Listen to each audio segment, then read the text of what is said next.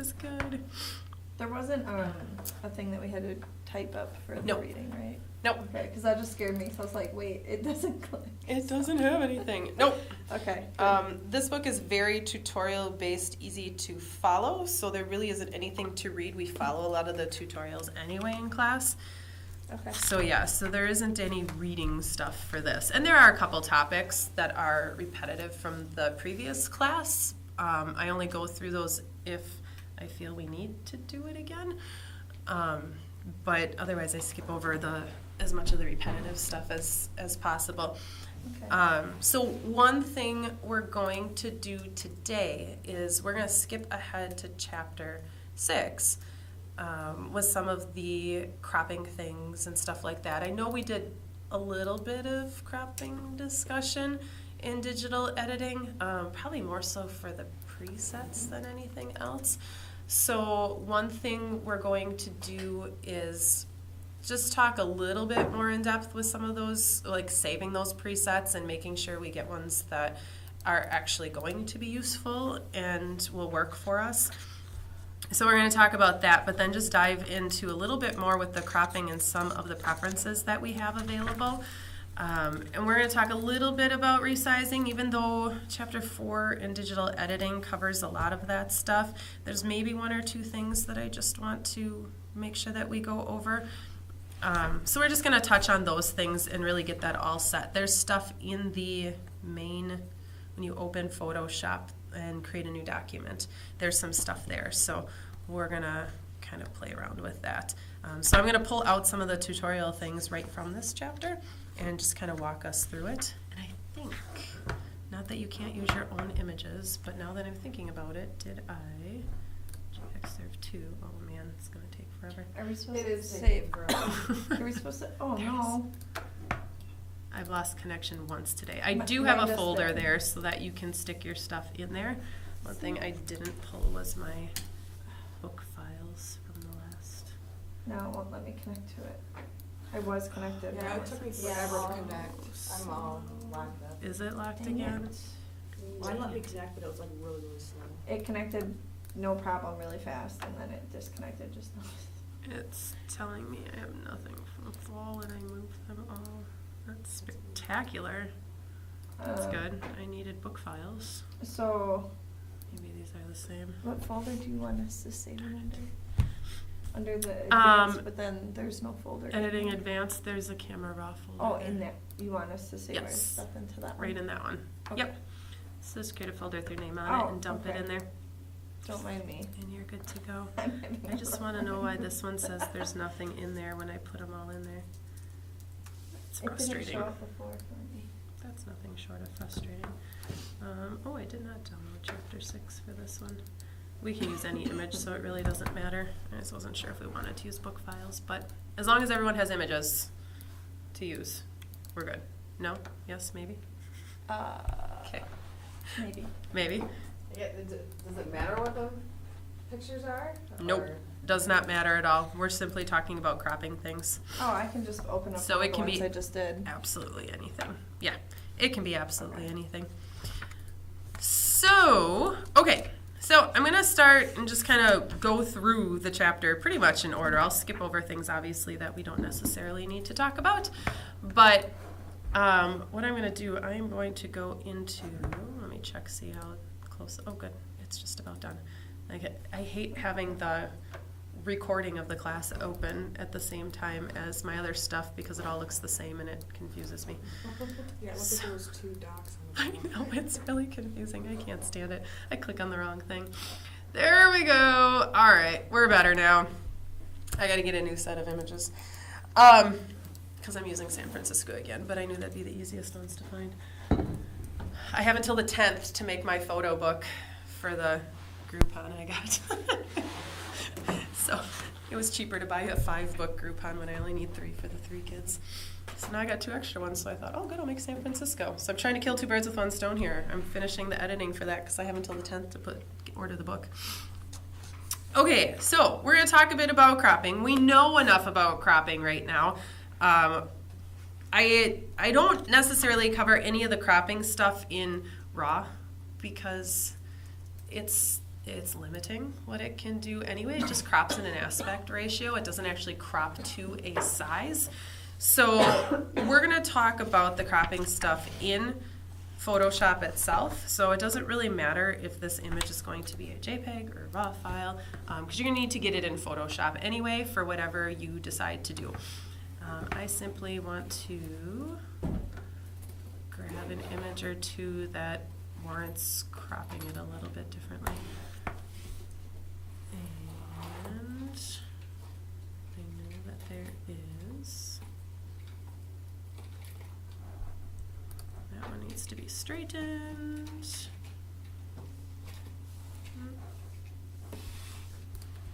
That one could use some work. And I just need one more that would be. Are you opening them in Photoshop itself? Yes, I'm going to. Let's do this one. So I'm just, these will open in RAW because they're RAW, but then I'm just gonna click through and open them in Photoshop briefly. Come on, come on. I did everything in Bridge in the other class, so now I gotta wait for Photoshop to open. This I is like the new kind of the 2018. picture I wanted to show you. Ooh, But I cool. actually had my settings adjusted differently, but this is how it looked for the assignment. But yes, Nice. pretty exciting. That is fun. I like it. Someone had some great pictures of the moon. We had no. It was cloudy. I had no moon for this stuff, but I also had this moon picture that I took the other day too. Briefly do this. I've been trying. Ooh, that's pretty awesome. It was gigantic. I'm just gonna try and make sure the basics are done with this and not worry about it too much. It's always fun when my husband comes running in the house screaming, "The moon's out! Go, run!" That's fantastic. It's just touching the trees. It'll look great. Oh, you know what? Unless I do, I might pop into RAW once, but I'm not sure. Okay, so I've got all these images open. Close this. And Noelle, you weren't here last week, but this will probably pop up when you open Photoshop, so you can just close it. It's a plugin Okay. I had installed. Okay. Okay, so when we do cropping, do you remember when we did presets? And we talked about the ability to save different crops and things like that. That's one of the things that I want to just refresh your memory on. I'm pretty sure you remember all that stuff. But when you're cropping to, I'm trying to think of the best example. A lot of times you'll hear photographers say, just don't crop. Crop when you order your prints. And now I'm hearing more and more of the exact opposite, where it's crop like if someone orders 4 different sizes of this image, crop to those 4 different sizes, which is a little weird and confusing to me, who for a million years was taught the complete opposite, like only crop if you have to, crop when you order. If you're ordering prints or if you have to do something for the web, then you crop. Because, and the reason being, what this one person told me was, they order that print and then they say, hey, I need 2 more of those. Do you remember exactly how you cropped it in the ordering software? I actually have the ordering software. Let me, too many things are open. Here we go. Let me see if this will still replace installed version. Sure. See, my sister ordered stuff on MPix through me, Oh, yeah. and I never got any credit or anything like that. I don't know how often they do that. Yeah, I thought it was don't like a know. monthly thing. Yeah, I never got it. It's worth And she calling did it, Miller's. like 2 months ago, 3 months Oh, ago. yeah, then you should have something. It's worth calling Miller's. I don't know how they Unless do that. it just shows up when you like go to your card or something, but I mean, I I would think wonder. I'd be able to find it somewhere. That's a good question. Oh my goodness. Open up. All I want to do. Because I'm trying to order It'll get pictures of my kids, but every time I go to order pictures, something $300 or more breaks on the vehicle. Oh, yeah, I hear ya. Like now my alternator's shot on my van, and that's gonna cost me $350, they said.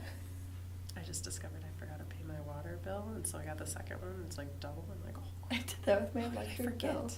How did I forget the water bill? And then apparently there's a scam going around with like your electric company calling you and saying that you didn't pay. Nice. And I'm glad I hung up and checked because Good. I didn't know it was a scam at the time, and I knew I didn't pay my bill. Oh, man. So I was Whoops. So I almost paid it on the phone because I knew I didn't. Whoops. Yeah.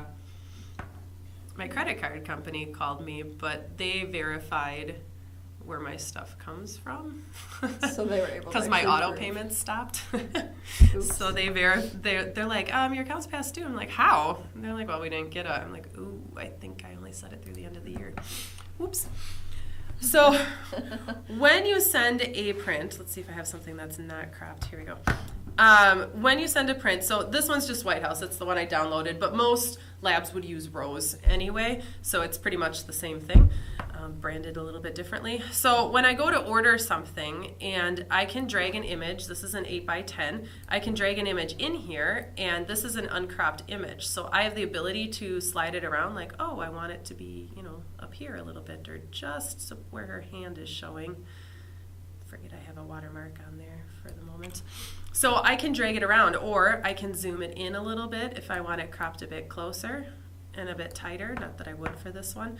So I can order it that way. And the problem is when I order it that way and someone comes back and says, hey, I need another one of those. Like, I have to know exactly how I crop that, and that's kind of a pain. So it was kind of nice talking with this photographer, and she said, you want to crop every single size that you're going to order from, so if somebody needs to reorder, you simply, like this one's cropped to an 8x10, you simply drag and drop, and it's done.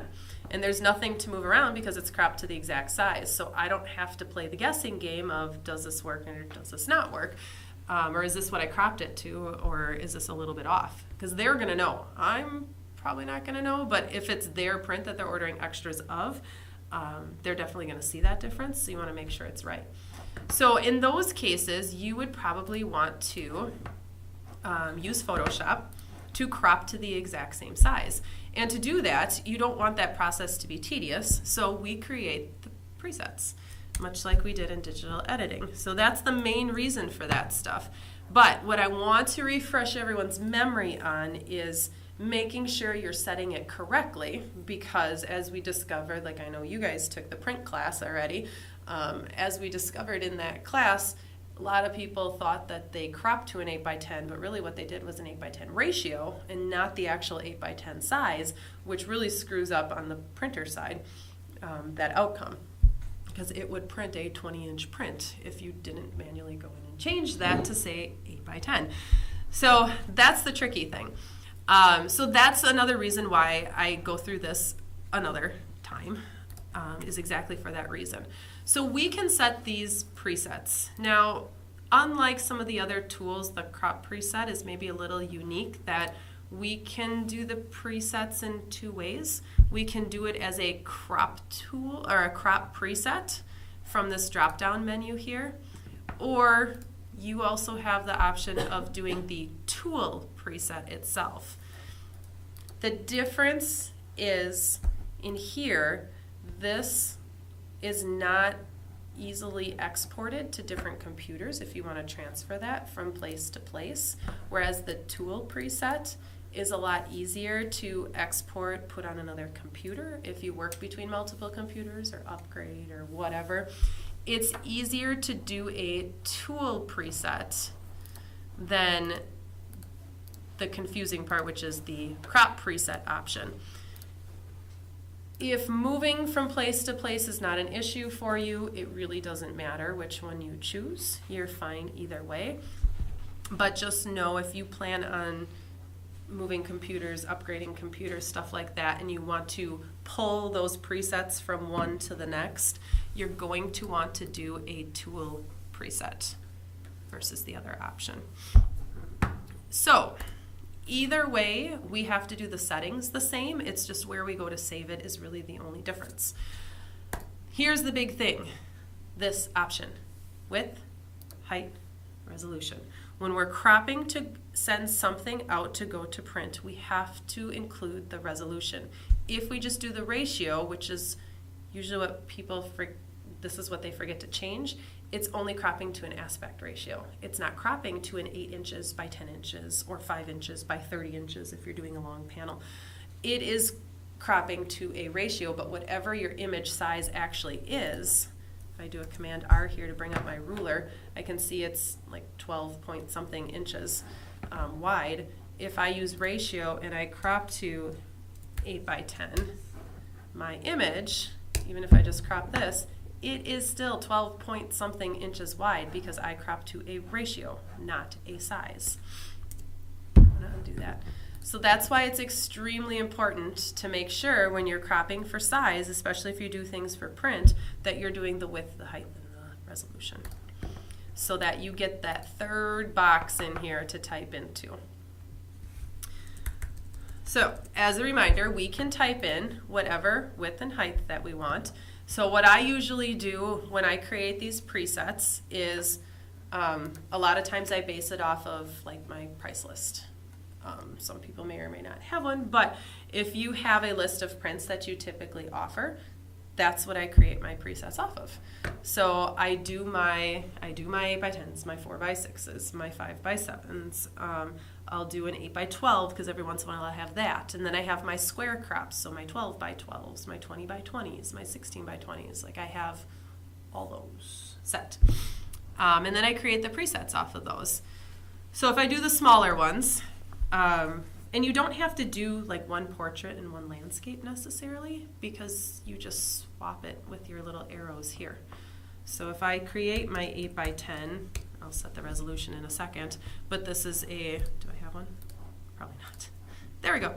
But I have a horizontal image. I just simply swap those two. So you don't have to create a separate preset for those. One for either or is perfectly fine. So I set my width and my height and make sure that it says inches and not pixels. It should default to that, but you can see here I can change that. Oops, but that's my resolution, sorry. I can actually like type it if I want it to be 8 pixels. Even though that's a little weird. I don't want 8 pixels by 10 inches. That's horrific and completely unneeded. So I type in my 8 by 10 inches, and then I type in my resolution. And again, this is just whatever it is. If I want to crop for a web image, I do 72, or maybe I would do 180 for something. If I'm doing a print, most prints are going to be 240, or potentially 300. So what you'd want to do is, whatever this end result is, research what that resolution should be. You can create crop presets for Facebook if you want to. And there's, just a simple Google search for Facebook image sizes or resolution, you could probably search. It tells you your optimal size for your posts. Here, let's see if this one's any good. Does it have a date on it? Because sizes change over time with updates. This one doesn't have a date stamp on it. I was hoping to see if this is more recent. So it'll tell you like best practices, like maybe you have profile sizes, you can crop it exactly to that. Posts, it will tell you here are optimal posts for sharing, recommended upload sizes. This is what's going to appear as far as max height and width. So you can create a crop preset based on that if I want to. I can do the 1200 by 650 if I want. And then I can crop it based on that. And you would do a 72 DPI for that one. So that, I've seen a couple different things. That's a little bit lower than what I typically see. Let's see, October of 2017. Oop, I saw updated 2018. Back. Any day now. See, and I always just saved mine at a lower quality so people can't see And that's it. the other thing too. You might want that lower quality. Yeah, it does depend on what you want to do. So you may end up with that lower quality for that reason. Okay, that's just cover photos and stuff like that. But that's really good to know too. So if you are creating, like some photographers will offer with your session, you get a free Facebook cover photo that you post and then they make their cover photo. So you would want to crop that to the exact size that you need. So you can create a preset based on that. For the most part, you'd probably have a template, so you can work that way. Cover slides, choose photos, profile, and timeline. That's shared thumbnail links if you want it to be that exact size. One photo on the timeline. See, this is what it will tell you. So you can crop it to very specific sizes if you want. This is not necessarily telling you to crop it to that size. This is saying what's going to be the max that's going to appear. But it should tell you the size, and I'm not seeing it in this one. And this is, oh my gosh, look how much more I have to scroll. This could go on for days. Holy cow, are you kidding me? Cheat sheet. There we go. Still not the right. I've seen 2000 by, I'm trying to think of like 2064, I think, by 11 something. So I've seen it a couple different ways, but you can decide. I mean, obviously, just a little bit of research will give you a couple different things to think about in sizes and stuff like that, so that you can crop exactly to that. So for that, obviously, you'd want to crop to pixels instead of inches. So you could type, like 2065 px by 1152 sounds good to me. So you can crop to that exact size if you want to. But otherwise, we're going to do, oops, now it's defaulting to pixels. Go back to inches. There we go. Otherwise, if it's lab prints and stuff, just research your lab and what they want for resolution, and that's really all you put in there. Most labs are going to say 240. 300 is completely unnecessary in most cases because the way these printers are set up and the way they interpolate and things like that, 240 is more than enough to get the detail that you want. So you simply type in all those dimensions, just as a refresher, type that in, and then whatever spot you're saving these in is basically where you're going to create that preset. Now right now my tool preset is grayed out, but that's because it's wanting to crop right now. So I'm just gonna crop momentarily so I can save that as a preset. Otherwise you should be able to save that on the fly in here. So from that drop-down menu, if you remember, you go down and you go New Crop Preset, and then it'll bring up whatever settings you have, but you can change it if you want to. And then I can save it here, and now it shows up. Here are mine. These are the defaults in Photoshop, but mine will appear right there. If you want it to be more portable and you want to do the tool preset, cancel. There we go. You can save it from there in that drop-down menu. So I do have, Photoshop does have a tool preset of 8x10 at 300. I want it to be 240. So I'm going to create my own, and I'm going to click this little new layer icon for a new tool preset. And then I would do whatever it is that I'm going to save here. It's saying that I have one like this already, but I don't. That's weird. I usually like taking this out because I know it's the crop tool. It usually shows the icon of what tool preset it is. I understand in other, like for other tools, you might not know what it is, so you'd say what tool it is and then the size, but you can kind of do whatever you want with it.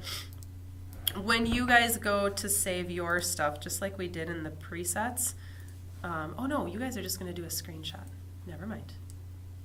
Forget what I just said. You're doing a screenshot. You don't have to worry about it. When you did your presets, I needed you to put your initials in there so that as I uploaded it, I could find it among the masses of tool presets. But you guys don't have to worry about that. So yeah, call it whatever you want. On your own computer, you're going to call it whatever you want anyway. And then I just hit OK, and then it shows up in my list. So, and it does it alphabetically. So that one is going to appear at the top because I took out the crop. So that's what I would do. Then when I go to an image, if I clear all of this stuff, and I go to an image, it's trying to crop my entire image, and I want that to be an 8x10. I can go in my crop tool, bam, there's everything. Now I just crop it until I'm happy with what I want, and I can crop away. Now I don't know if you remember this, but since I'm in here, I want to point out a couple things here. I have the option to delete crop pixels or not. I don't know if you guys have a preference on that. I usually by the time I get to cropping, I'm ready to go. I don't care what happens to those extra pixels, so I'm fine leaving it checked, which is the default.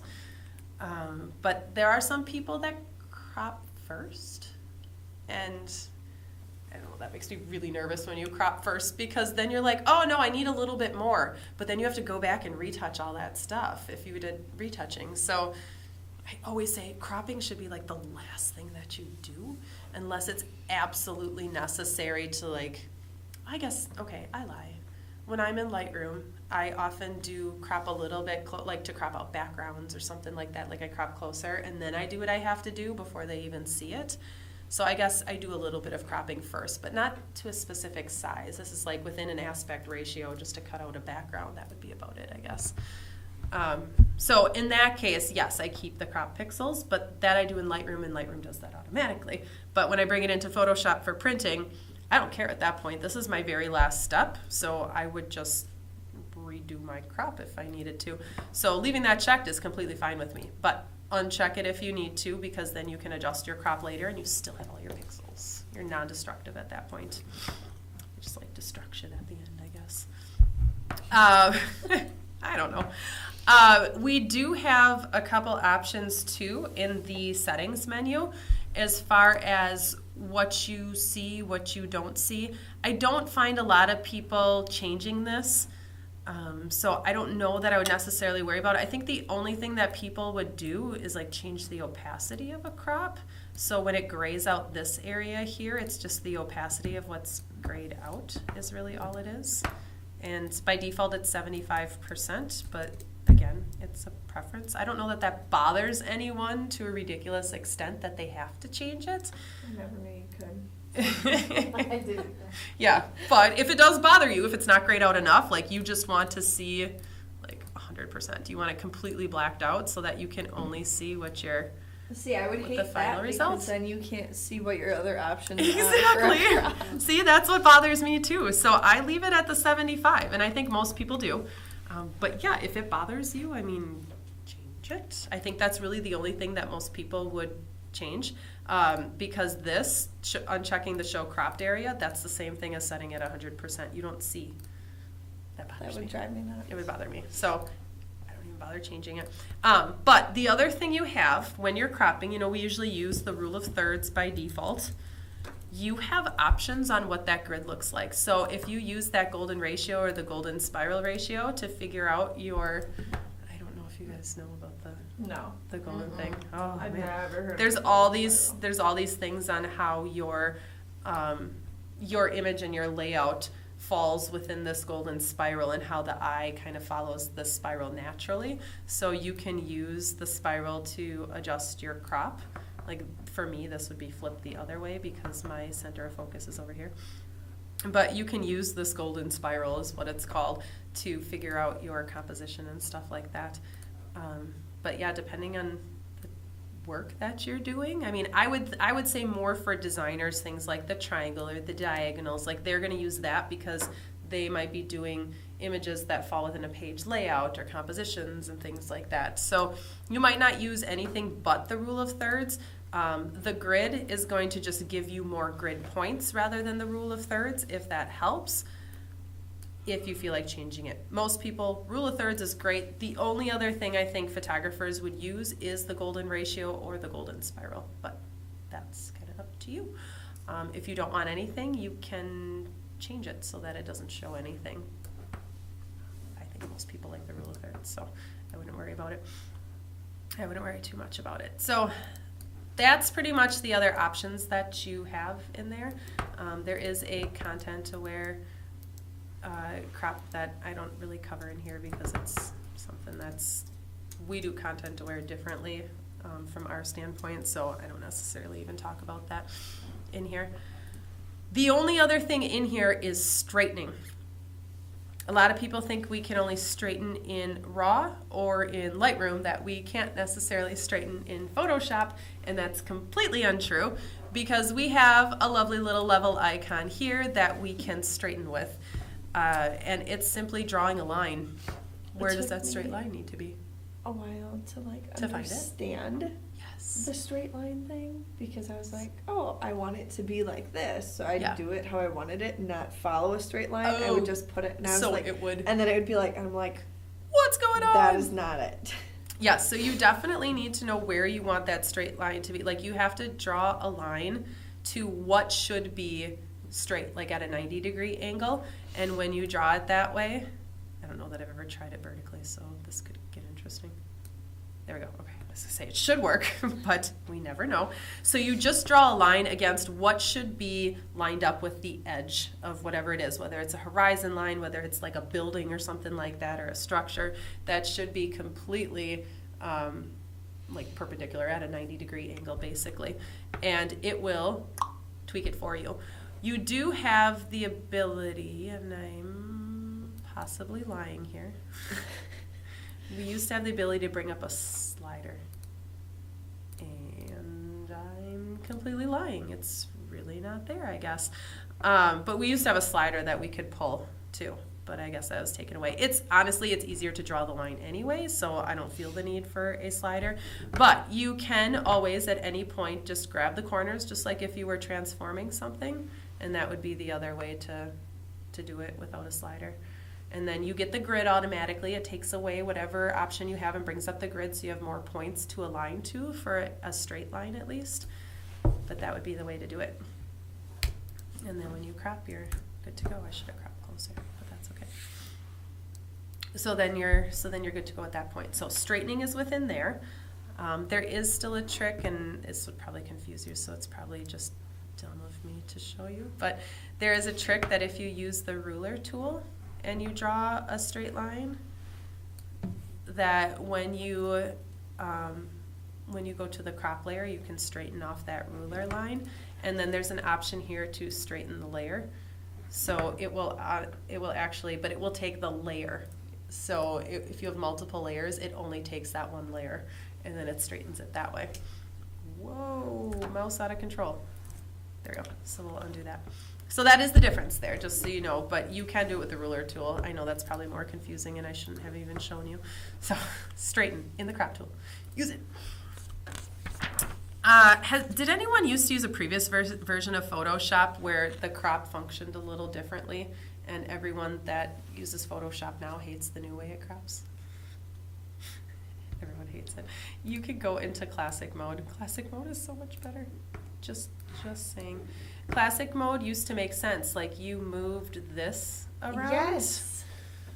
You moved this around to where you wanted it in your image. Whereas the new version moves the image around in the space that you want. So, Thank you for showing if you're old school, or that just makes more sense to you, you click use classic mode, and then you move this around on the image to where you want to crop it.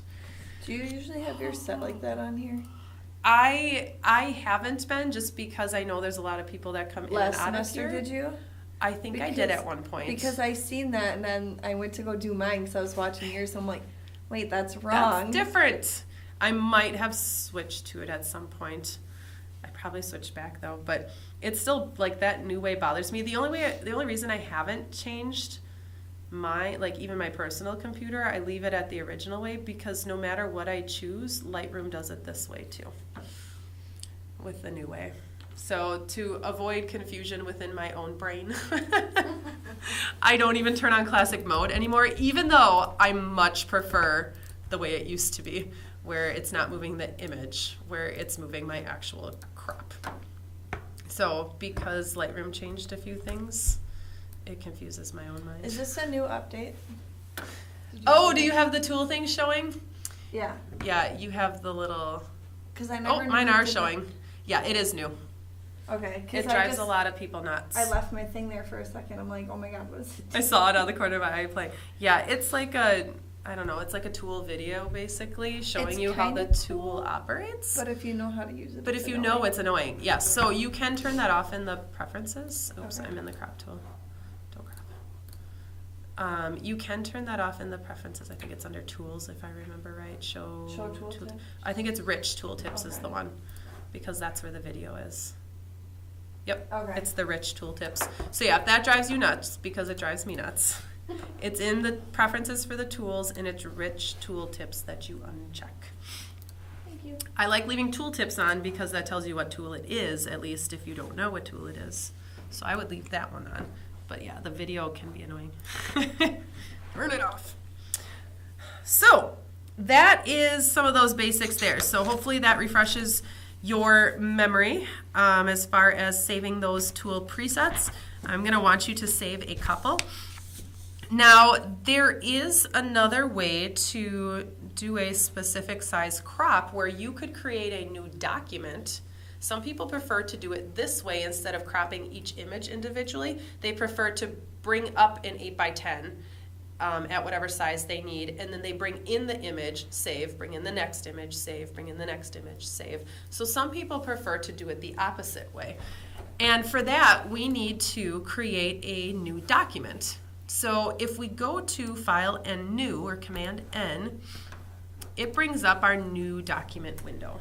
Now, this is specific to the 2017 version and newer, so 17 and 18 will have that. Previous versions, it's going to be a bit different or non-existent, depending on the version.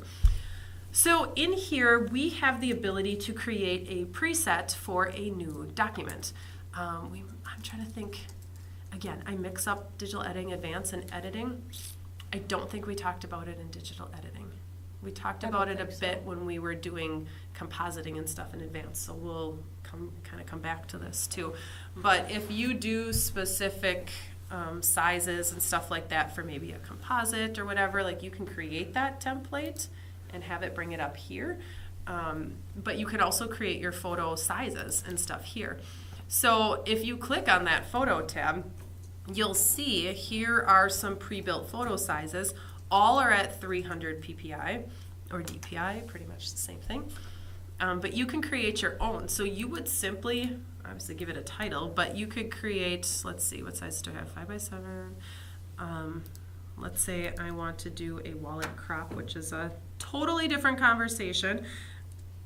Here's the difference here versus what we were just doing. You would have to do a portrait and a landscape unless you wanted to rotate it every time you opened it in Photoshop. So you would do a portrait and you would do a landscape version. So I could do a, let's say, a horizontal wallet print.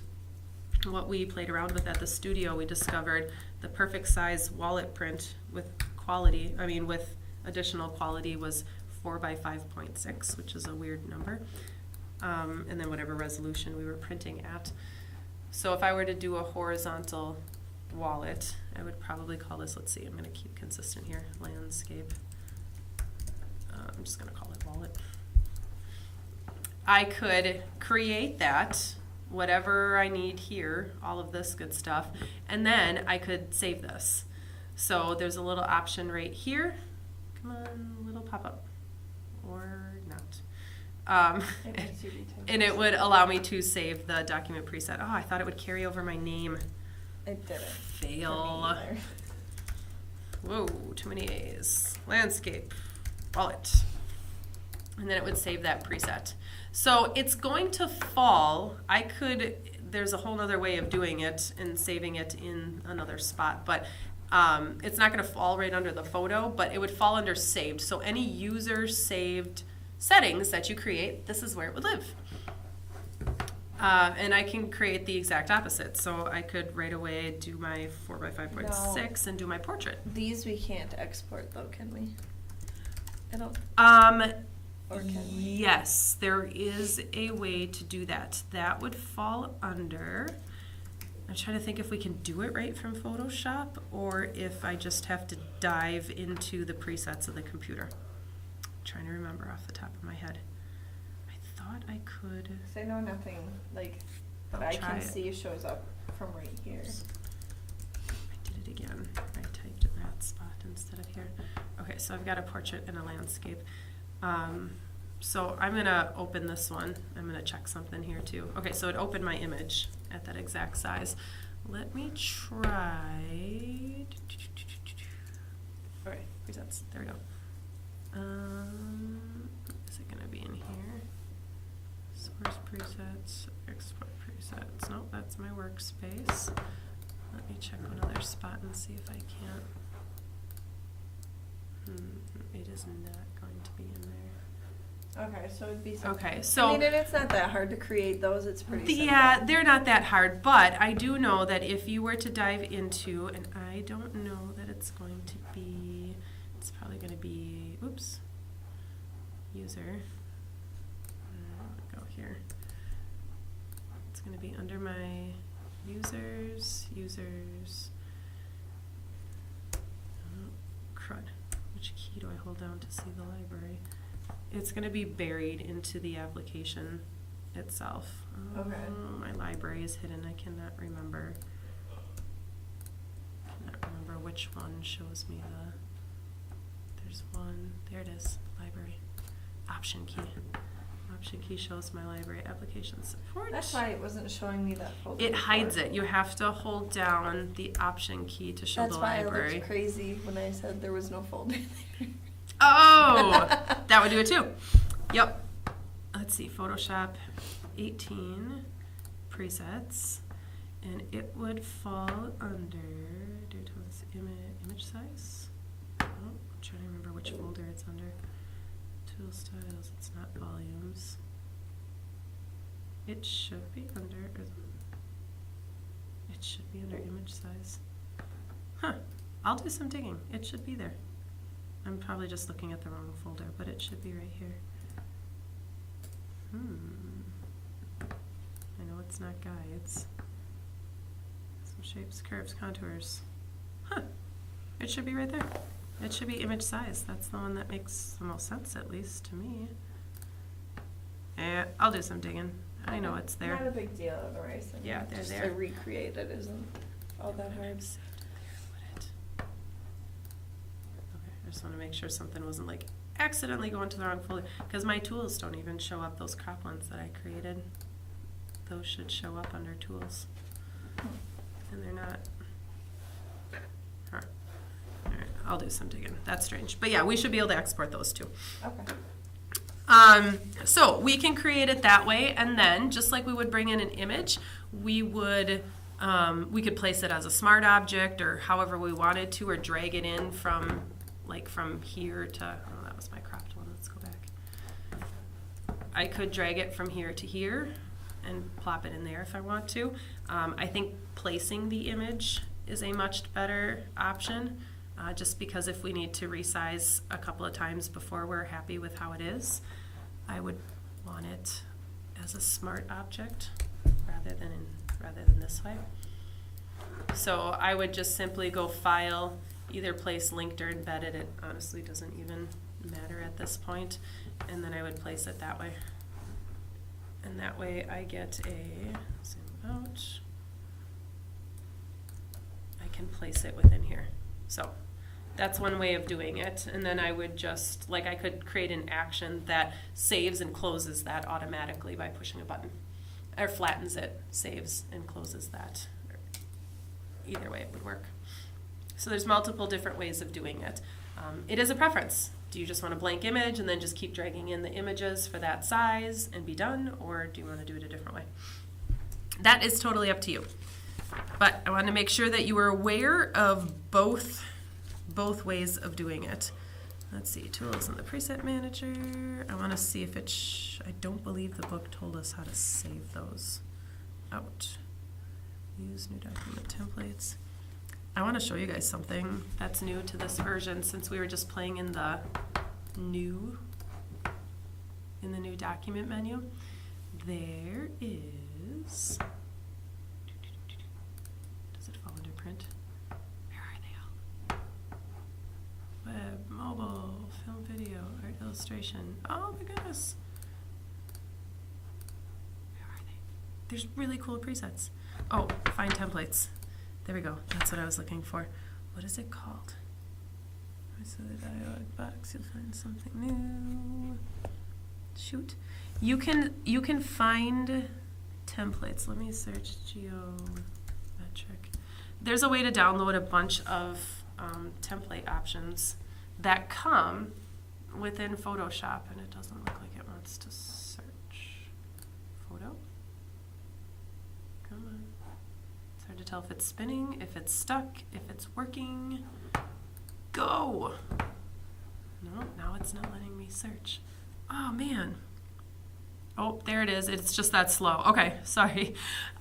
From that search menu, you can type in a lot of different things, and then there are templates that will come right into Photoshop. I love these geometric ones. I posted last week in the Week 1 folder the video with like the new updates and stuff like that to Photoshop, and the guy that did that video created these geometric templates. This is what I'm looking for. So these templates, mask images, yeah, let's do this one. We can choose these and download them. License and save to. I don't know, it is going to do specific to our accounts. That's where it's going to suck. Darn, I wanted to show you this. And I know my login is all messed up right now, so I'm not even going to try. It's going to freeze my account. You can download these templates so that when you come in here, it shows these templates and it brings up a layered PSD file. What's cool about these,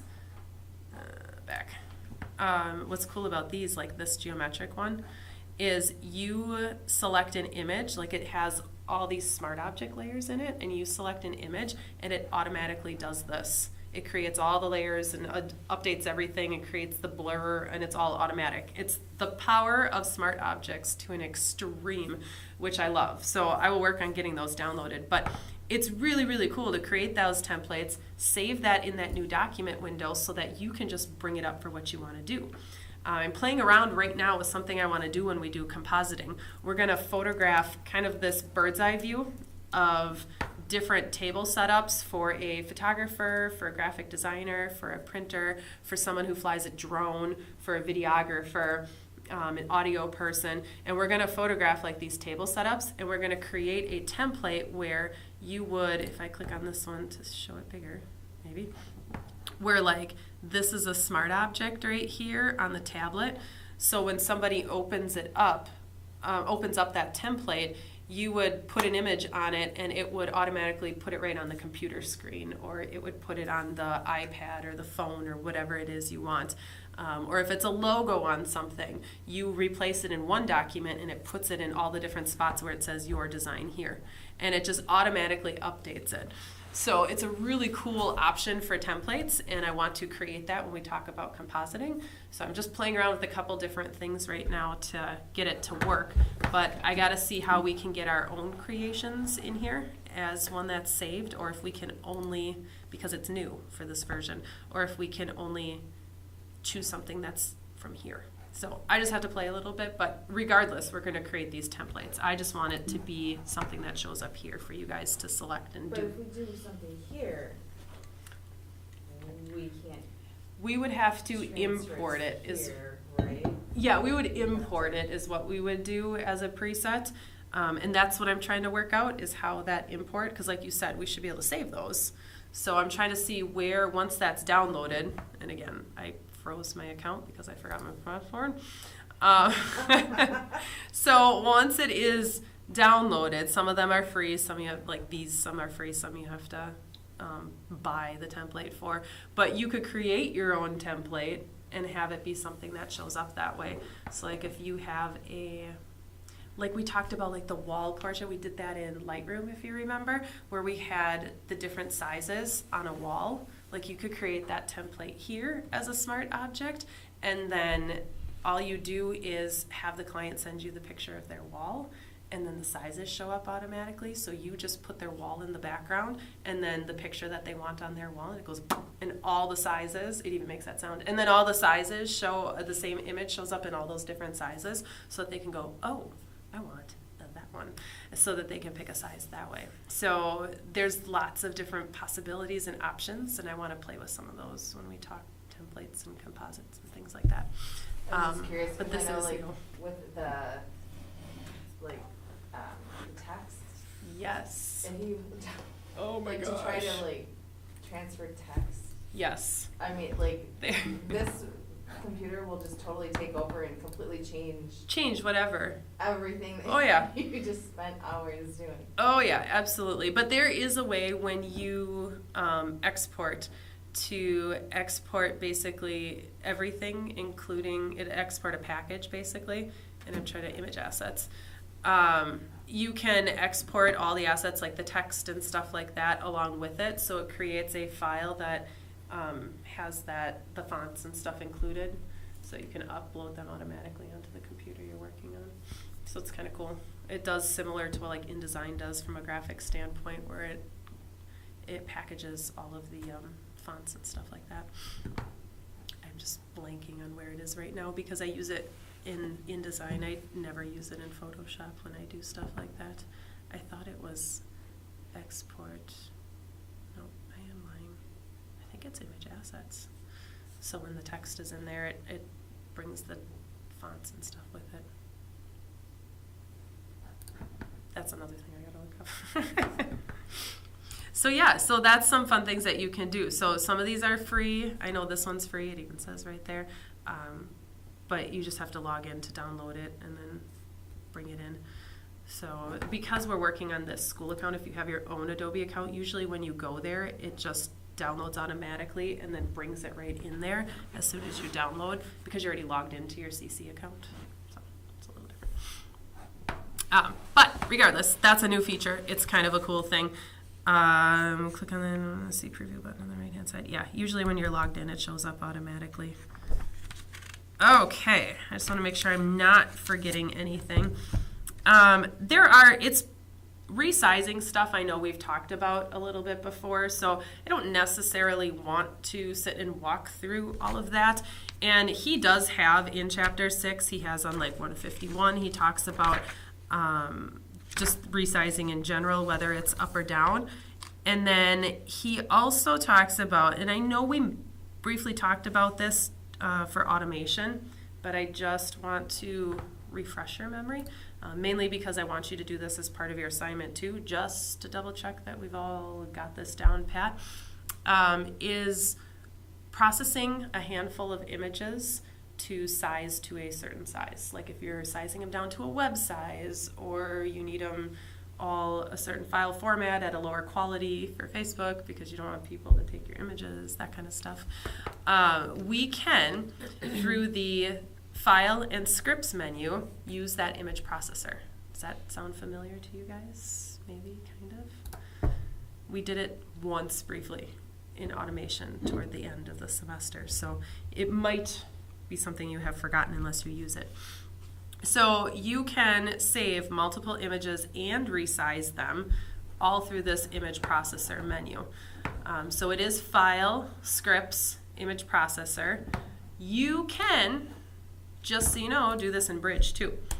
So I could select all these images, go Tools, Photoshop, and Image Processor.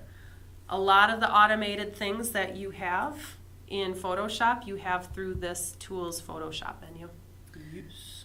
So let's say you do it that way and you save them all as 8x10s. Mm-hmm. And then you have to save it as 5x7s. Do they save as separate files or do they oversave over everything else? Oh, you would tell it. So, okay. yeah, so you would tell it here. Like you could select the folder and then you could choose to not save in same location. You could choose to save it in a different folder. Okay. What it will do automatically is if you save a JPEG, it will create a JPEG folder. So it would, let's see, image processor doesn't let you, I'm thinking of, used to be able to do it through here. No, I'm thinking of RAW, sorry. I'm thinking where we can change the file name in Camera Raw to something else. So you can select a different folder and you could just create a folder that says 8x10s and it puts them all in there. Okay. And then 5x7. So you could do it that way. What you would want to do, and this is worth playing around with. I kind of want to play around with this. If I had enough, maybe if I have some time at the end, I'll play with it. What you could do is you would create an action that would crop the image to a certain size. And then you could use the image processor to do that. Oh my gosh, that would save me so much time. I need to play with that. Oh, that's such a good idea. I'm so glad you asked that question. Image processor, crop action. You're going to need another sticky note soon. I know I am. Actually, this stuff I'm done with, but yeah, you're right. So, okay. Oh, that's such a cool idea. So you could create an action that crops your image to an 8x10. Part of your assignment is going to be to do a conditional action for cropping stuff, or for just image sizing in general, but you could create it for cropping if you wanted to. So you could create, and we're going to walk through this in a minute here, once we're done with this, you could create a conditional action that says, if the image is portrait, run the action that crops to a portrait 8x10. If the image is landscape, use the action that crops to a landscape 8x10. And then it would crop all of your images. The only downfall to that is you don't have, it would crop to the center automatically. So that would be the only downfall I see. However, if you know it's okay to crop to the center, then totally do it. I wonder, that's really worth playing with. Or you could make it where it doesn't delete the pixels, and you could go back in and adjust it after. That's true. To the few that might not look. Or Yep, whatever. that's true. You could do that. I bet that would work just fine. Ooh, that's definitely worth playing with. Because yeah, in here, the image processor basically is just saying what file type do you want to save it as, and then what quality setting. However, you do have the resize to fit, but what that does is if I say the width is no longer than 800 pixels by 600 pixels, whether the image is vertical or horizontal, it's going to say the width can't be more than 800 and the height can't be more than 600. So it doesn't matter whether it's not going to squish it to those dimensions. It's just going to say the longest width is 800 and the longest height is 600. So if you know that you want it to be kind of a web size, but whether it's horizontal or vertical, I'd probably make them the same so that whatever the longest side is, it's no more than, let's say, 800 for the example. So you could do it that way. So that's one way of resizing. It's not going to crop anything. It's just simply sizing the image down to know the longest side would be 800 is what it would do. So that's one way of doing it. I often do that for web stuff. I'll say, don't go more than 1,200 pixels or something like that.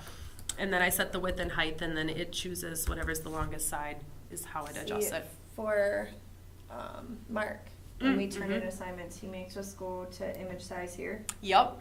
and do, I don't remember I think it's 3,000 pixels or something like that. Gotcha. He makes us submit all of our assignments like that, where the longest side is only 3,000. Yeah. So that would be a way to batch process that. So if you have multiple images that you have to turn in and he wants 3,000, that would be you would convenient. type it in here. Yes, that would save you a lot of time. If you have to do 10 images, you could do your highest JPEG quality of like 10, 12, whatever it might be, and then choose those images, select folder. Let's just stick these on the desktop and call it test resize. Whoa. There we go. So I'll save it to that folder. That way, what it's using right now, like I did this through Photoshop, so it's using whatever my open images are. So I have 4 images open. So it'll use all 4 of those. Otherwise, if I do it through Bridge, it would automatically say use selected images, and it would choose my, like I have 4 selected in Bridge, but I had this open first. And I could say save it as JPEG, no longer than 3,000 on the longest side, and then I could hit run. I could attach an action to it, so if I had an action that I had down pat for like watermarking or whatever it is, I could run that action. Or sharpening for web output, I could run that action, size it to a web size, and whoosh, off it goes. And then I just hit run, takes a moment, it's resizing, and then voila, on my desktop, let's see, test resize is a folder. It automatically puts it in a folder with whatever extension you chose. And then I have an image that if I now bring this into Photoshop just to check the size, and I change that to pixels, the longest side, which is horizontal, the width is 3,000 pixels. So that is one way to resize a bunch of pictures And at how do you once. get into the image processor? File? Either file and scripts in image processor, Okay. or from Bridge, it's just tools and Photoshop Okay. image processor. So either way. You can do that similar process in Camera Raw. So if you had, let's say it was Mark's class, and you were editing a bunch of raw images, and you have your 10 or however many selected that you needed, when you go to save let me select them all first. When you go to save image, and you select, let's say a JPEG, I can say JPEG max of max of 10, and then where is it? File size, it's not what I want. Image sizing, here we go. Resize to fit width and height. So I could say 3000 for both if I wanted to. So the largest size would be that. Okay. So that's the same process, just different spot. And then here's where you would do your output sharpening. You don't have the ability through raw to run an action. That's the only downfall. So as long as you don't need to run an action, you're fine. You can use this. But this would allow you to do a file name change here, which is kind of a nice thing. So you could call this like a certain size or something like that. Like I could put web at the end of this if I wanted to, and it would do my underscore, and it would do underscore web. So I know that that's a web size. This is a full size image. So that's the benefit here that image processor doesn't have. But that's another option. So many options to do the same thing. Raw or Photoshop, you're good. And it would automatically flatten it for you. So you don't have to worry about an action for flattening layers. If it's in Photoshop, it does it for you. So you're good there. Okay, resizing poster prints, straightening, photos smaller. These are all things that we've done. I'm not even going to cover the content aware stuff just because we've done that before. Content aware scaling just seems a little weird in a cropping chapter. I'm not exactly sure why it's there, but I don't know, it still works. The one thing I want to cover, and honestly, that's like the whole chapter. It's not a big chapter. It's nothing that's brand new to you. It just has some different tips and maybe some like the classic mode and stuff like that. So this is nothing that you do not know. Maybe it's a couple different ways of doing things that you already know. So it's a good reference. I like to cover this sooner than later just because it is more of a review chapter for you guys. But go back and look at some of his, I call it recipes for resizing if you need help with that stuff. I just know we've covered a lot I feel of like that, so. our Photoshop book from last semester didn't walk through as good as this one does. I think from a tutorial standpoint of like do this and do that, like this does a way better job of Yes. that. Whereas I the other wish- one, it's like information and if you click these few buttons, this is kind of how it would work. Yeah, the information part is like, meh to me. Like, Yeah, like if I need you a- need the information I'd rather part, have the walkthrough that's part. perfect. Yeah, if you want the walkthrough part, that's why I I love the learn Scott Kelly way books. better that way. Yeah, when you're going through that stuff on your own, I like this type of a textbook because it is very much like do this and do this and do this and wow, look at it. And then you could try this instead if you wanted to. So yeah, from that standpoint, I'm kind of the same way. I like this. But yeah, if you really need like the information and like this is why this does this, I the don't other care book is why. better. As long as it does If you it. don't care, then you're fine.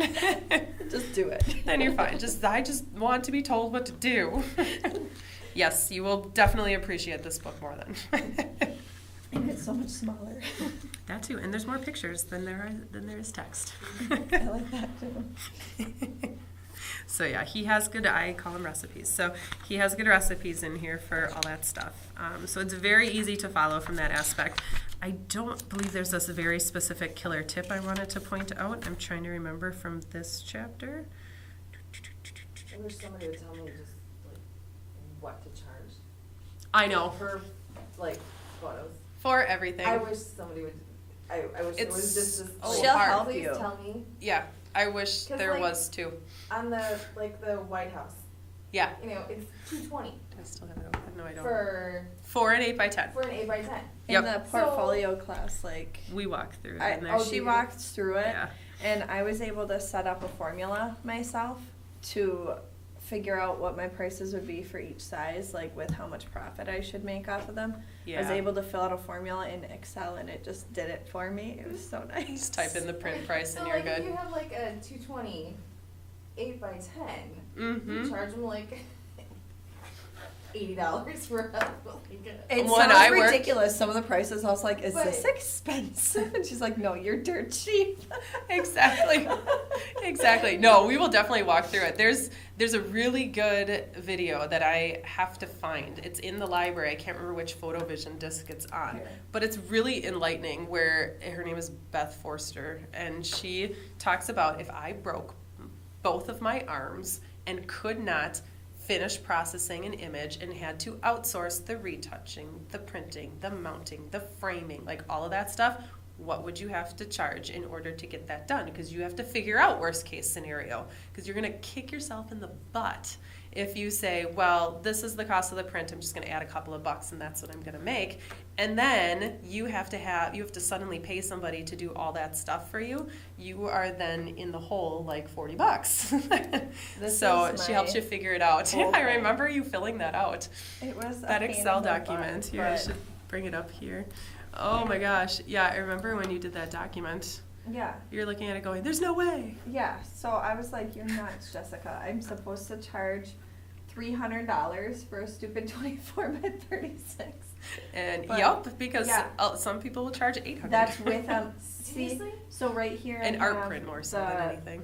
For this one, I have the print size, and then with that size, you have to get it mounted. So I have the print and the mount, Yep, and then this The is print what itself. I have to pay. the mount itself. The mount, The and then tax. the tax, and then here I had That's your total with everything. those added, and then the profit margin Like was 30% or something like yeah that, or whatever. Well, I did 2.2. Oh, 2.2. The way I had Gotcha. to do it, because to do 30%, I couldn't type in 0.3 for some 0.3. reason. Oh, it because then you wouldn't got to work. multiply times 100 after that. So and then I had add to figure out that. how the heck to do that, and then Yep. it came out with my price. Yep. So it was a really pain in the ass thing to start to figure out my formula, but once I figured it out, all I had to do was grab here and drag it down, Yep. and it inputted everything down. It was, let me tell you, I sat here You did. forever doing this stupid thing, but I had my prices. Exactly. And then if you have to adjust it or a lab price goes up, you just have to tweak that number and it's done. Yeah. So it really, it sucked. I'm gonna tell you. It But was- all you have to do is do it once. yeah. That's it. So, like, for an 8x10, I'm just looking to see where. So, and then the reason I had the $18. what I charge, because I'm not gonna charge someone $7.29. I'll just 29 charge them $7, like, you know. Exactly. So that's why I had this column, because eventually I'm gonna go through and just Fill write that it part down. in. But Yeah. Well, I just have to figure, because I have to figure out my packages for my proposal for the Oh, group, for yeah. my- and I don't wanna go That's right. over what she had last that other time person has. for her packages. Mm-hmm.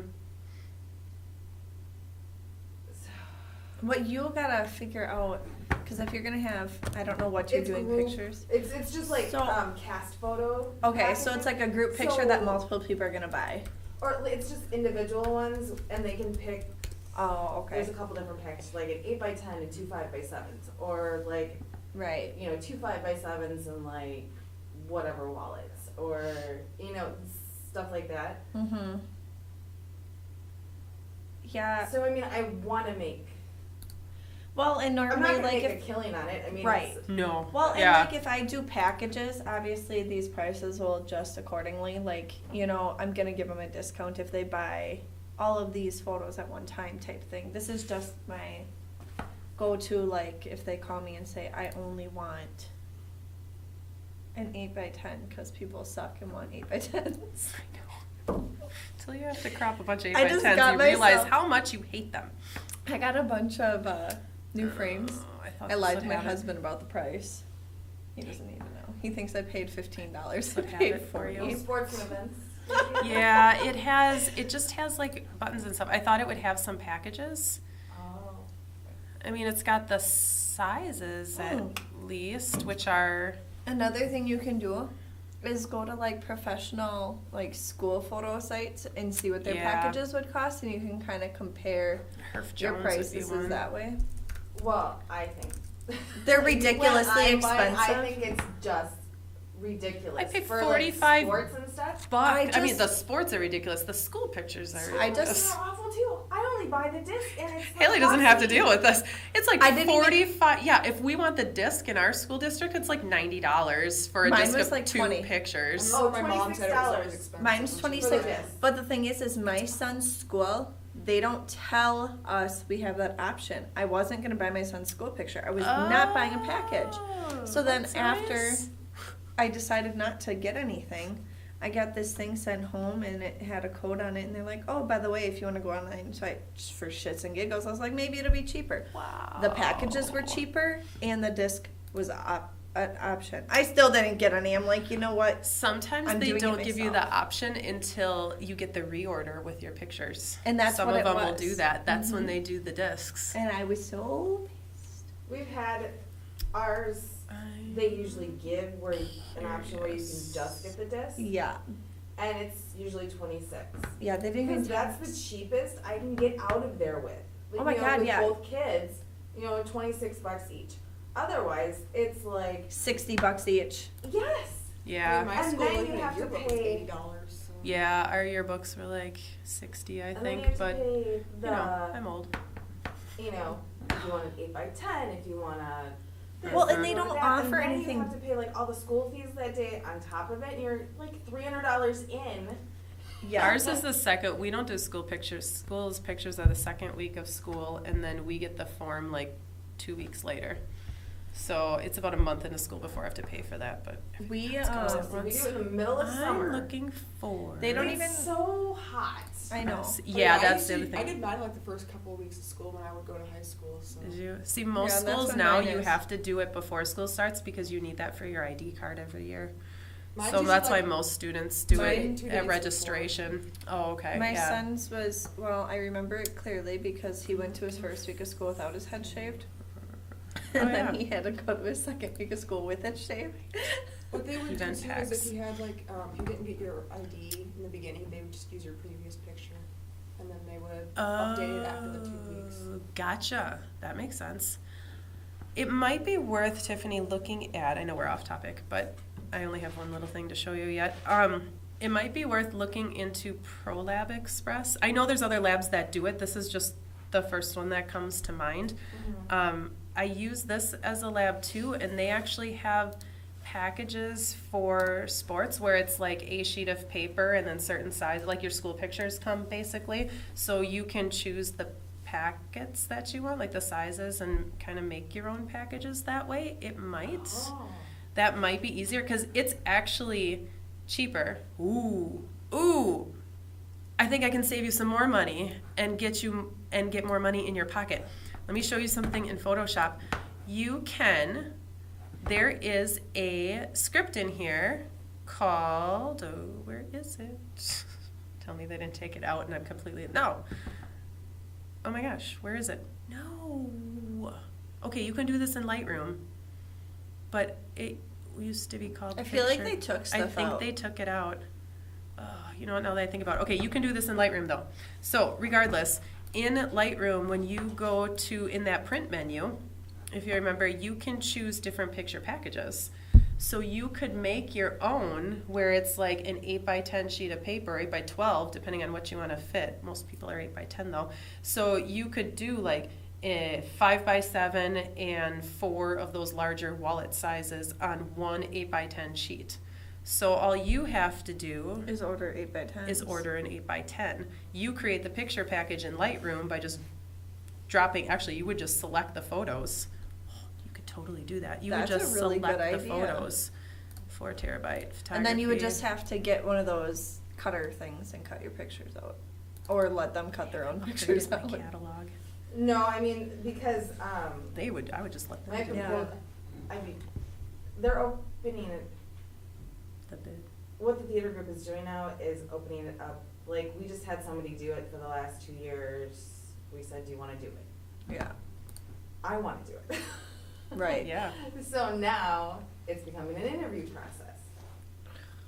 So. Don't you hate when they I With have yourself. I have to have a whole proposal, how I wanna do it, and my prices before I go in, which is in a couple weeks, for this. So I have to figure it all out ahead of time. Yeah, because like on my price sheet, oh my God, an 8x10 is pretty cheap. And see, It was with like the 18 theater group, on you yours. don't want to go over $20 for like. Yeah. I mean, Yeah. Yeah. last year we 18 had bucks. like, Profits on those are like next to nothing. Yeah, we had like a $12 package, a 15, and like a 19. And then Yeah. if you wanted anything individual, it was like $5 a piece. Yeah. Like Yeah. 2 5x7s, $5. Yep. 8x10, $5. 8 Yep. wallets, $5. Because all of that fits on one 8x10 sheet. Right, so So it makes that's sense. what we did last year. If I could make it cheaper, Mm-hmm. Hey, where are you ordering through? I don't know. Because if you want to go cheaper but still good quality, MPix would be perfectly fine for something like that, maybe. You could try MPix Pro, Yeah. because it's going to be in between Miller's But quality and MPix quality. But even Miller's, I It's right in the mean, middle. a print with mount for 8x10, It's pretty close though. Is- Miller's and MPix Pro. $549 with a mount. It's upgrading my catalog. Well, we'll get there eventually. So- But yeah, but that would be worth something. I mean, worth playing around with, because then you would only have to figure out the 8x10 price, and then how you would want to put sizes all in there, and just kind of make up your own. I mean, all the packages could be the same price. I mean, you could get 2 8x10 sheets for every package with just different size configurations on all of them, and you could do it that way, and you would be Just make it one price. just Yeah. make it one price. Yeah. Yeah. So you could just do like 15 bucks across the board, and you get Yeah. 2 8x10 sheets with a variety of sizes depending Yeah, on and how you you just want show to them configure. what size options are available. Choose. you know, Oh, to- you could do a choose any 2 option. Would that be confusing for people?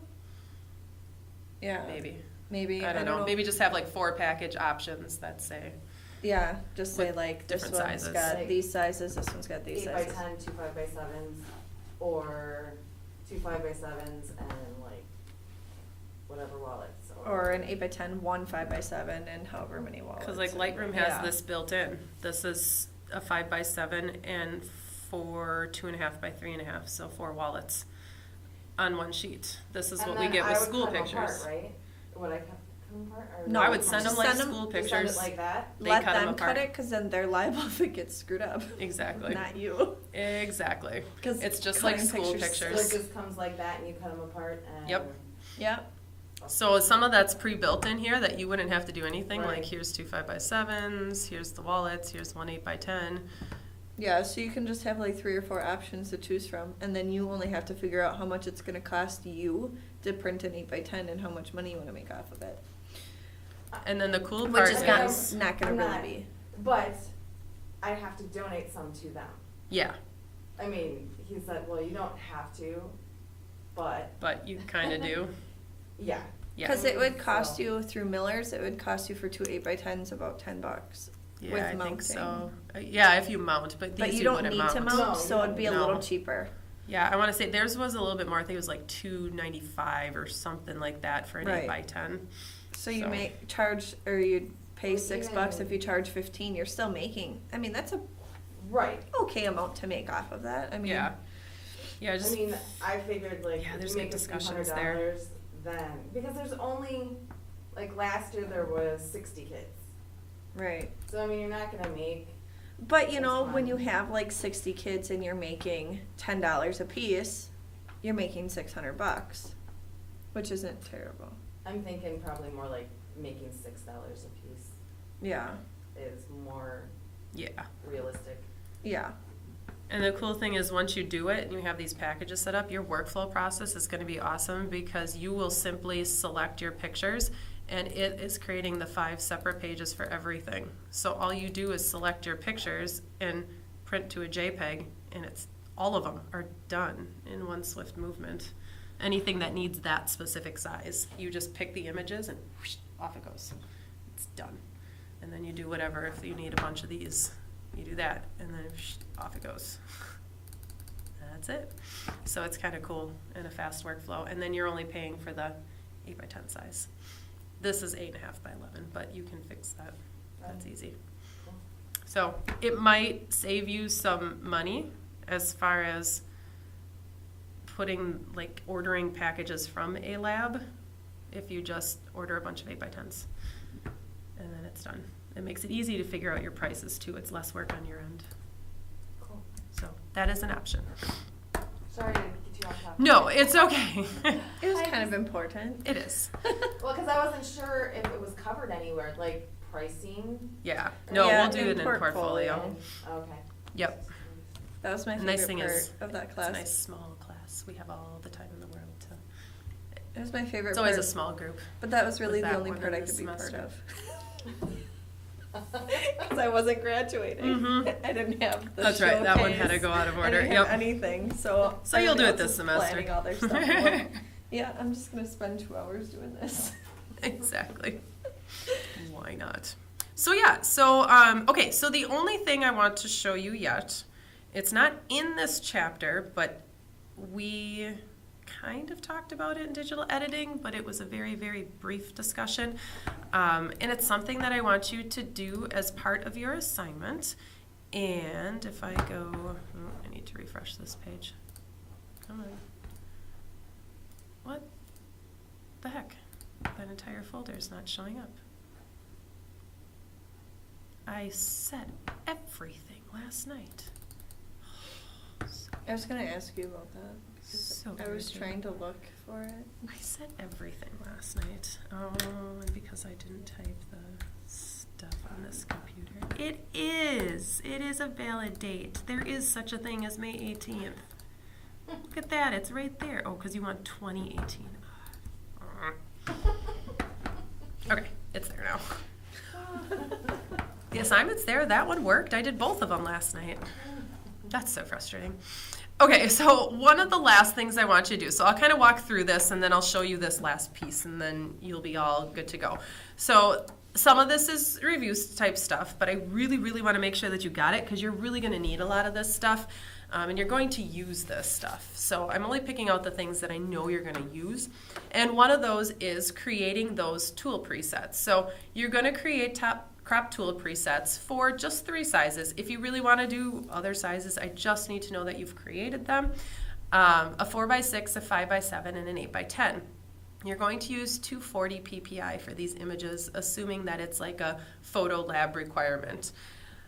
When you're done, you don't have to export anything. I really just want you to take a screenshot of your presets. So when you're in the crop tool, you're going to take a screenshot showing the ones that you've created. So that's all I need there. Then I do want you to use a full-size image, like a straight out of camera, whatever, something you haven't adjusted the size for.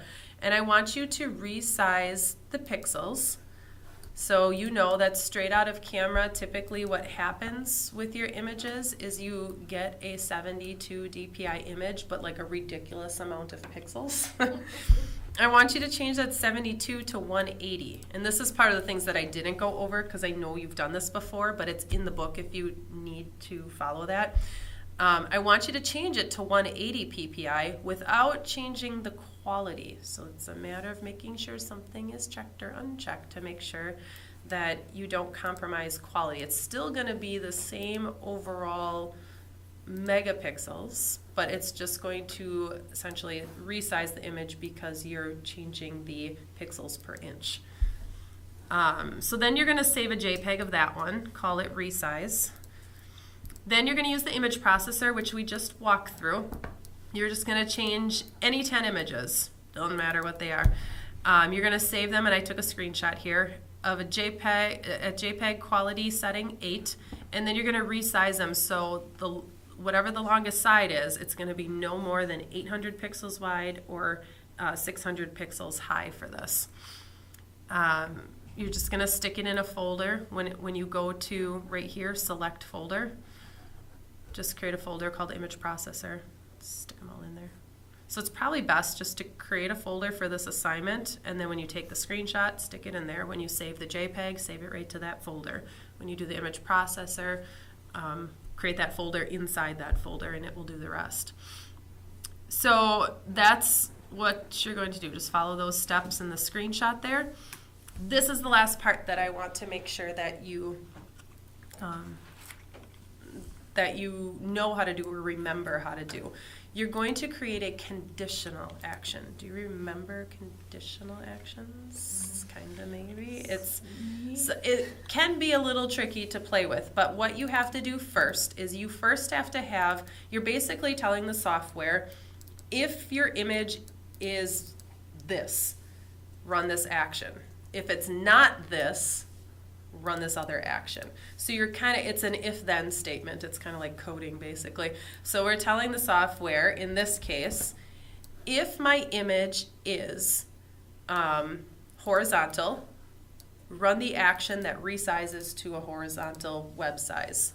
If my image is not horizontal, that means it's vertical, then you're going to run the action for a vertical web resize. So in order to do this, the conditional action is the last part that you do. You have to record the other two actions first, because you can't tell it do this and do this if those things don't exist in the first place. So the first thing is to create an action. That's step one.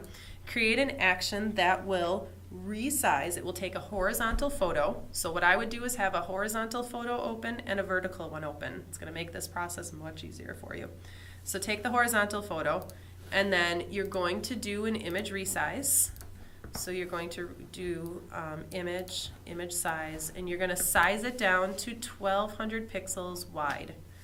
Don't worry about the rest of it, just kind of leave it at that, just 1200 pixels wide. Then after you do that image resize, you're going to run the unsharp mask filter, because when you resize for the web, when you export that, we have to do a certain unsharpening to create, so when it displays on the web, it still has a certain sharpness to it. So I pulled this from a different part of the book. You can use different settings if you want, but this is kind of a typical web sharpening. So you're just simply going to go filter, sharpen, unsharp mask. You're going to put in those settings and hit OK. And that's it. Then you can stop that action. That one is completely done. You're going to do basically the exact same thing. You're going to create a second action. This one's going to be the portrait, so use your vertical portrait. And instead of doing the width, you're going to set the height. Oh, I don't want to move anything. You're going to set the height to 1200 pixels. So when you go, oops, get out of there. When you go image size, on the first one, you're going to change this to pixels. On the first one, you'll set the width to 1200 because it's the horizontal image. Leave the rest of that. Well, I changed this to 300 already. And then on the vertical one, you're going to record the action, but instead you do the height. So the longest side is no more than 1200 pixels. That's what you're going to record. Then you're going to do the filter unsharp mask. Exact same settings. Nothing's different. And then that action is done. So you have your two actions. Does that part make sense? Okay. So then here's what you do for the conditional. Let me get out of here. For the conditional, I'm just going to pretend I have the two actions written here. So when you do the conditional, you do create a new action. And you're just going to call it, did I tell you what to call it? I don't even know. Web resize. There we go. So you're going to call it web resize.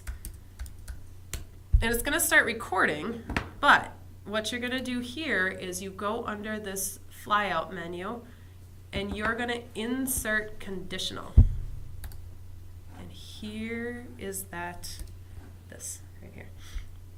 So you're going to tell it, if the current document, and you can see here's all the options that you have, and you're pretty much going to leave it at the default. It always comes up with this one first. If the document is landscape, there isn't one that says portrait. So if the document is landscape, what action do we want to play? We're web resizing. We just created two actions. The landscape action. The landscape action. So if the image is landscape, we want to run that action. So pretend I have it, like pretend that's it.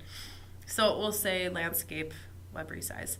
But if it's not, our only other option is portrait, so we're going to run our portrait web resize. That's easy enough. And it's done. And then you hit stop. That's your action.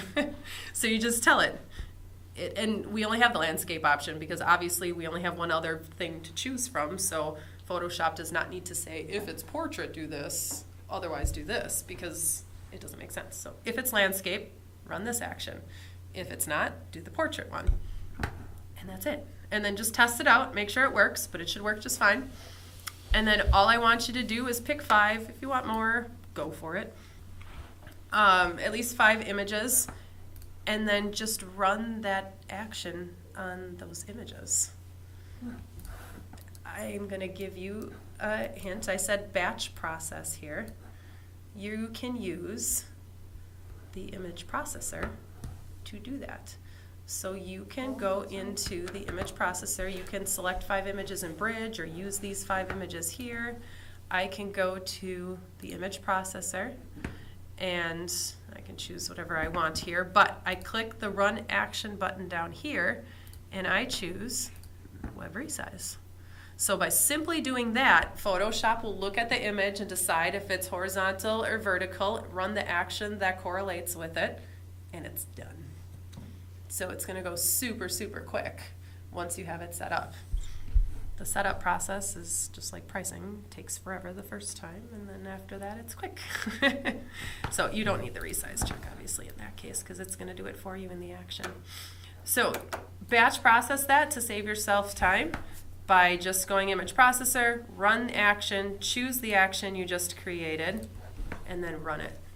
And it will be done in no time.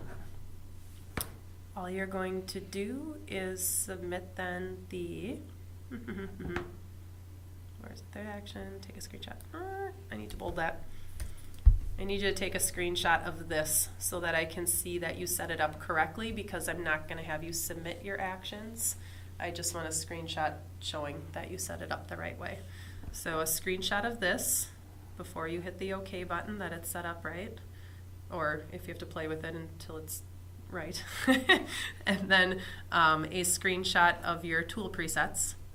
So there's 2 screenshots, that first resized image, and then your 2 folders with your batched images in it. That's what you're going to submit, is just a folder with all that junk in it.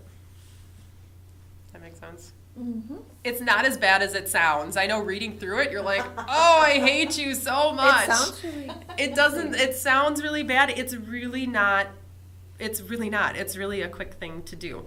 And I've got the screenshots, so you just copy what's in the screenshots and you're good to go. And that's it. Perfect. So that's what I want you to do for next week, if that makes sense. Use chapter 6 if you need it as a reference. You should be good otherwise, though. Yay! And I'm on time with everything today. And Yay, we me. even took a detour, and we're still. We even did. I knew this chapter wouldn't, I mean, it's fine that we took the detour. That's why I was okay with running with it, because I knew we'd have some extra time today with this chapter. So, and with just the 3 of you in here, it goes even quicker too. It's weird. It's so weird. I've never had such a small class. Yeah, this is like the smallest class I've ever been here. Well, last week there was only 2 of There was us. only the 2 of you, yeah. Yeah, sorry about that, guys. We only have 2 people in class. I looked at my calendar No, wrong. we've got 5, so we're good. We're good either way. So yeah. I don't know. So in Bridge though, for the image processor, that's Yes. under Tools, tools Photoshop, and then Photoshop. image Oh. processor. Any of those automated script menu things from Photoshop fall under there in Bridge. But yeah, other than that. Sometime after class, I need to have a conversation with you.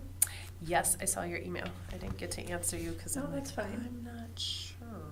Yeah, And I knew don't I'd know see you today. What to do? Well, I checked my sent email to see if